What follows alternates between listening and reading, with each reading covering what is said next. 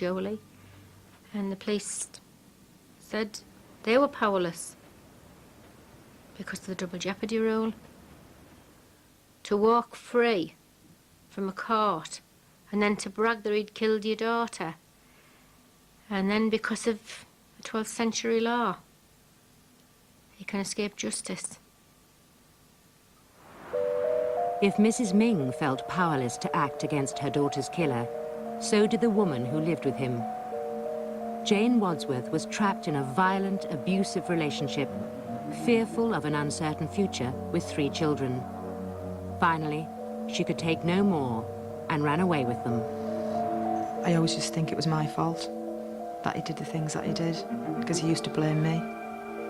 Give him, you know, if I'd watched Home and Away and Neighbours, I got beaten because he told me not to, that I shouldn't have done it, I disobeyed him. You never knew what he'd be like when you walk up or when he walked out the door, what mood he'd be in when he came in. He could go out happy, then he'd come in a really bad temper and you'd get it. But escaping Billy Dunlop wasn't that easy. He traced Jane by combing through an entire phone book to locate the address of a number she'd used to ring his father. Jane then received a peace offering, this videotape. I think, Jane, at the end of the day, if you come to court on the 10th, even if you don't let the kids off school, come to court on the 10th and let's talk about the kids. Let's get something sorted out. It's the kids that matter here, not us two. Jane agreed to meet Dunlop, even though at this stage he'd been convicted of threatening to kill her. When I met him, he was fine, he was Mr. Nice Guy. All your clothes are still here, and your toys, and your bikes. I've still got your bikes. I haven't sold your bikes. I have no intention of selling your bikes. I've still got all Mum's clothes and all the perfumes and what have you. Saw the children, he was okay. Just basically normal. It's up to me and my mum to sort it out. It's not your fault. It's not fault. It's not mine and your mum's. Probably mostly mine. I haven't said that. When he was supposed to go home, he asked if he could stay and see stay with the children, which he did. And during that time, he got very aggressive and violent. He sexually assaulted me.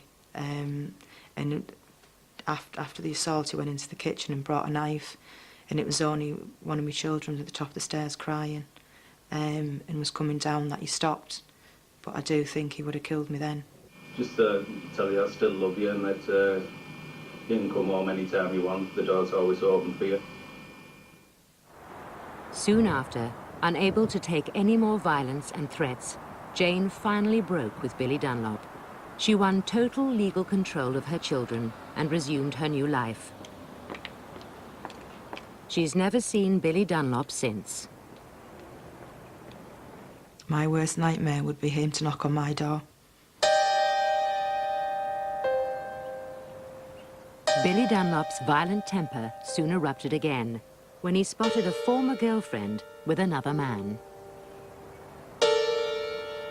I'd heard what he's capable of, and I knew about what his past had been, but I never knew him myself, and I'd never even spoke a word to him.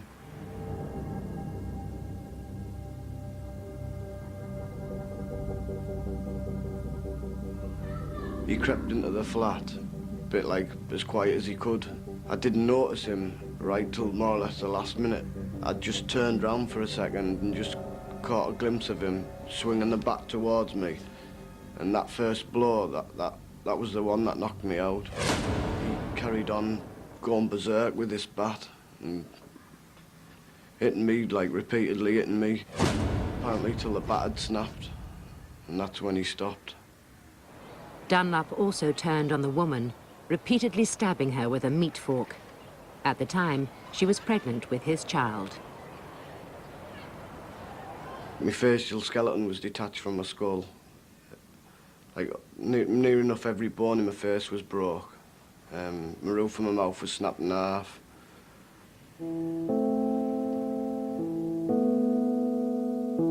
Surgeons had to wire up and rebuild Sean Fairweather's shattered face, holding it together with metal plates.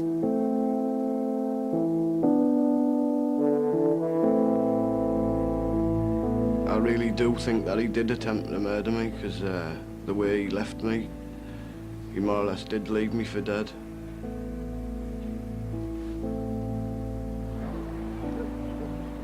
Dunlop was charged with attempted murder, but admitted the lesser offence of causing grievous bodily harm and got 7 years jail.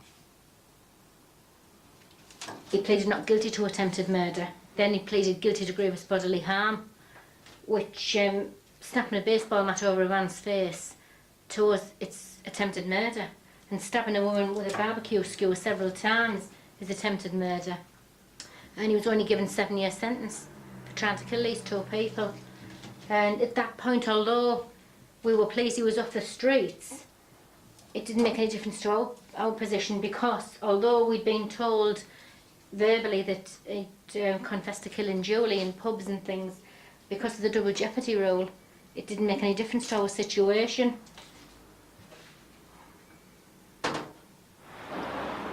Dunlop was behind bars, but that didn't stop his boasting about killing Julie Hogg.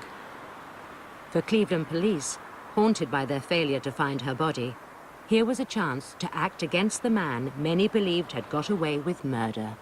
We received some intelligence that indicated that Billy Dunlop, whilst he was serving a prison sentence for assault, was starting to indicate that he'd been responsible for Julie Hogg's death.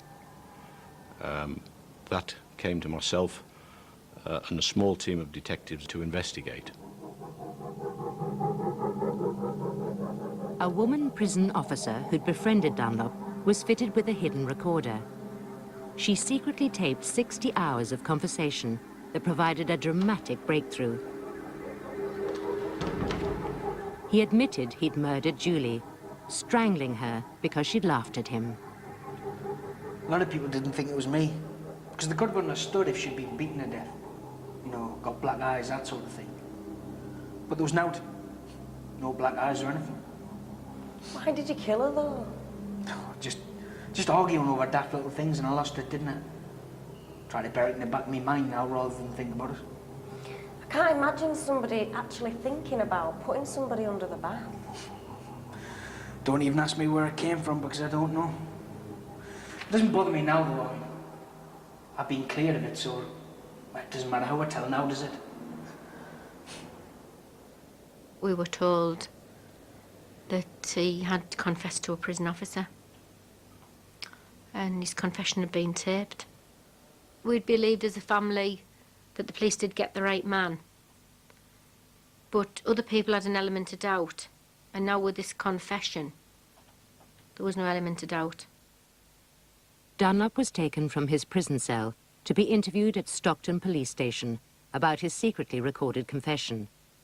But he knew he couldn't be charged with murder again. Did you kill Julie Hogg? Yeah. I just lost it. I went over there and strangled her. So where were you in the house? Dunlop told them he'd stuffed Julie's clothing in a bin bag and left it outside his digs for the dustman. Before you snapped. Then he'd hidden her keys under the floorboards. Why did you do that? Who knows? Sometimes in your subconscious, you're wanting to get caught. And there's not a day goes by that I don't think about that night. About what I done to her. To Julie. Her family. There's Kevin, her son. You can go to Julie's mum now. And you can tell I've told the truth. If he'd felt any element of remorse, why did he sit for 3 months? Know where Julie's body was. What he's done, in fact, is made an absolute mockery of the British justice system by his confession. Dunlop's admission proved he'd lied at both murder trials. He was charged with 2 offences of perjury, lying under oath. In court, to see the man who'd killed his mother was Julie's son, Kevin. When I was in the court, he looked up and then looked straight back down. Didn't really look. I just thought, yeah, I think he knows that I'm here. And he also knows that I'm going to get justice for my mum. His lawyer said Dunlop's contrition in facing up to his terrible crime was unequalled in the British penal system. He got 6 years and was returned to his prison cell. But still, there was no life sentence. Angela Usher made a statement for Julie's family. He should have been convicted of murder, and to see him prosecuted only for perjury is a poor consolation. In the end, we are relieved that he's been sentenced, but we're not happy with the sentence. I don't understand law at all. He's a man in court, putting his hand up to doing a murder, but just going away for lying. And that's what I never understand that. So until the law's changed, Anne will keep fighting. He confessed he strangled her. Perjury is a poor substitute for a life sentence for the death of our daughter.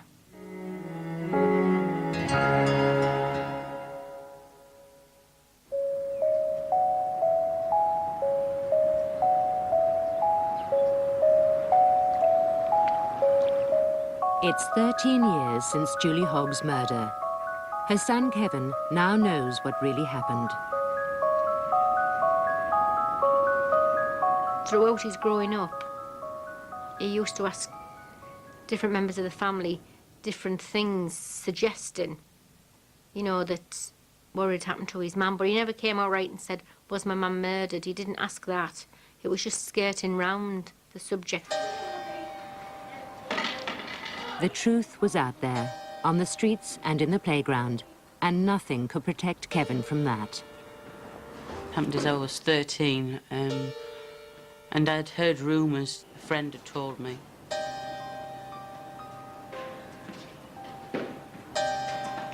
Like, I was told that she'd slipped in the bath and I didn't know what to believe. Like, my natural instincts were to believe my parents, and then I really didn't know what to do, so to find out for myself, I just thought the only thing I could do is, instead of asking, because I was too frightened in case I upset anybody, I went to the library.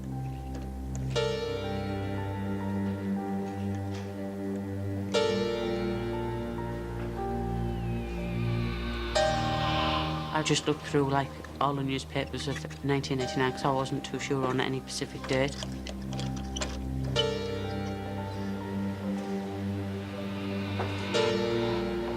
Just going through them and gradually getting to the end of the year.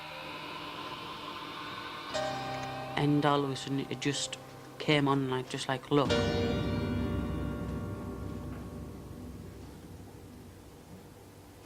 One headline what came up, what was quite moving, was "Please come home to us," and with a big picture of my mum. And I just couldn't, like, take no more looking at them, and just, like, put them all away and went out and then went for some fresh air, because it just felt as though I couldn't breathe, and if I didn't get outside to breathe, I'd maybe pass out.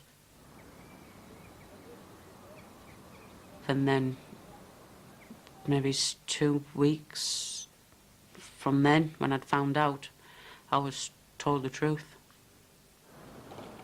Kevin has joined the family's efforts to have his mother's killer brought to justice. The past few years have seen the knife twisted repeatedly, from the failed police search of Julie's house to Billy Dunlop's boasting after his acquittal. But the experience has made them determined to get the double jeopardy law changed.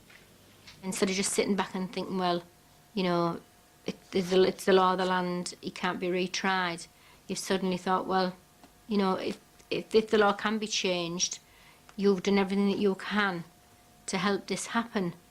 And in doing that, you've obtained, hopefully, justice for Julie. Across the northeast, Julie's family are now getting support from people unable to understand how a law dating back to feudal times can allow a man to get away with murder. We were absolutely astounded at the number of people, strangers to me and my husband, came up to us in the street while we were out shopping and saying, good luck with your campaign, the law should be changed. We haven't had one person say that they disagree with what we're doing, not one.